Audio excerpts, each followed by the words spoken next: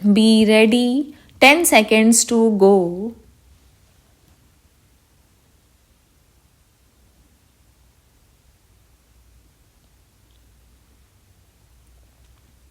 Start. We know from experience that democratic societies which guarantee individual freedom and tolerance of dissent provide an environment most conducive to creative endeavor and the establishment of socially just societies. We, therefore, have an obligation to help other countries that aspire for the fruits of democracy.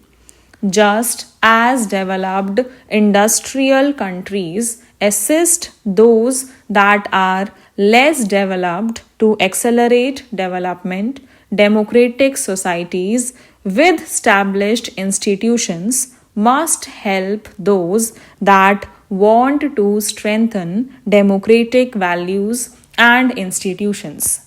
In this spirit, your president and I agreed yesterday on a global initiative to help build democratic capacities in all societies that seek such assistance. The capacities we have in mind are those related to the electoral, parliamentary, judicial, and human rights processes of emerging democracies. Respect for cultural diversity, minority rights, and gender equality is an important goal of this initiative. Democracy is one part of our national endeavor, development is the other. Openness will not gain popular support if an open society is not a prosperous society. This is especially so in developing countries where a large number of people have legitimate material expectations which must be met. That is why we must transform India's economy to raise the standard of living of all our people and in the process eliminate poverty. India's aspirations in this respect are not different from those of other developing countries, but we are unique in one respect.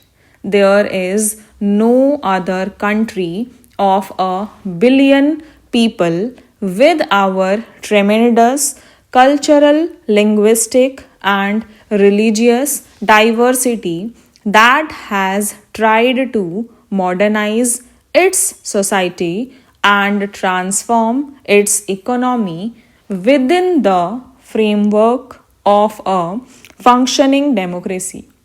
To attempt this at our modest levels of per capita income is a major challenge. We are determined to succeed in this effort. To achieve our developmental goals, our policies and strategies must be in step with changed circumstances and especially the opportunities now available in the global economy. Our Prime Minister, standing at this very podium 2 decades ago, spoke of the challenge of building anew on old foundations. He started a process of reorienting India's economic policies, which has been continued by successive governments. The economic policy changes that have been made in India have far reaching implications. They have liberated Indian enterprise from government control and made the economy much more open to global flows of trade, capital, and technology. Our entrepreneurial talent has been unleashed and is encouraged to compete with the best. We will continue this process so that Indian talent and enterprise can realize its full potential, enabling India to participate in the global economy as an equal partner. We are often criticized for being too slow in making changes in policy. But democracy means having to build a consensus in favor of change. As elected representatives, you are all familiar with this problem. We have to clear the doubts and calm the fears that often arise when people face the impact of change. Many of the fears we have to address are exaggerated, but they must be addressed. This is necessary to ensure sustainability.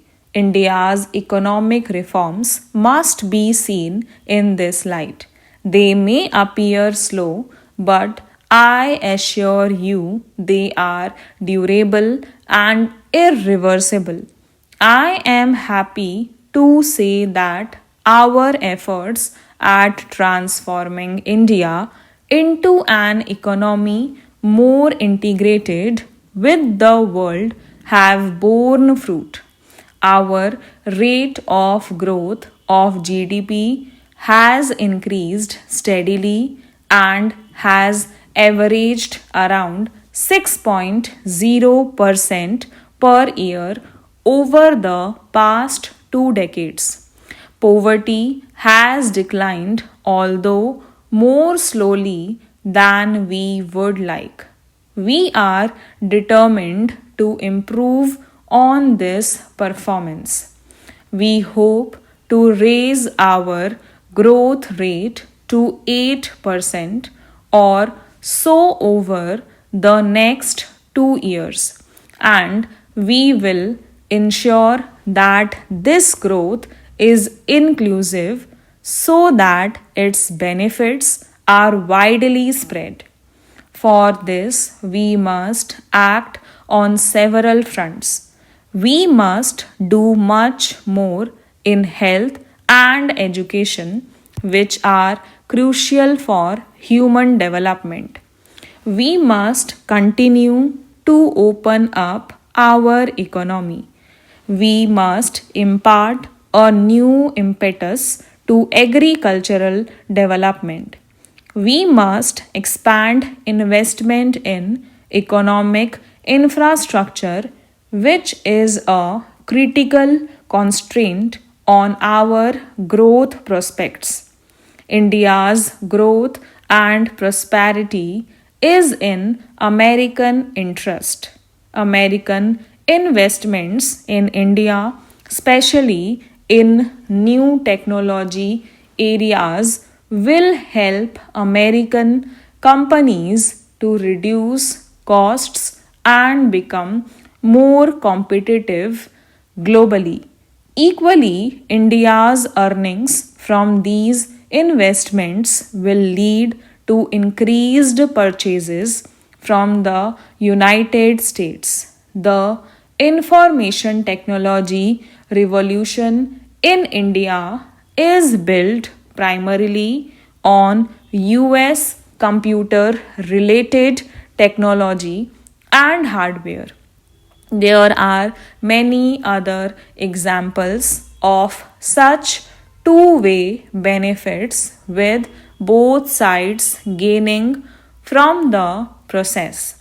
US firms are already leading the foreign investment drive in India. I believe 400 of the Fortune 500 are already in India. They produce for the Indian market and will hopefully also source supplies from India for their global supply chains. We welcome this involvement and look forward to further expansion in the years ahead. India needs massive foreign direct investment, especially in infrastructure. I hope American companies will participate in the opportunities we are creating. The 21st century will be driven by knowledge based production in the world. Stop.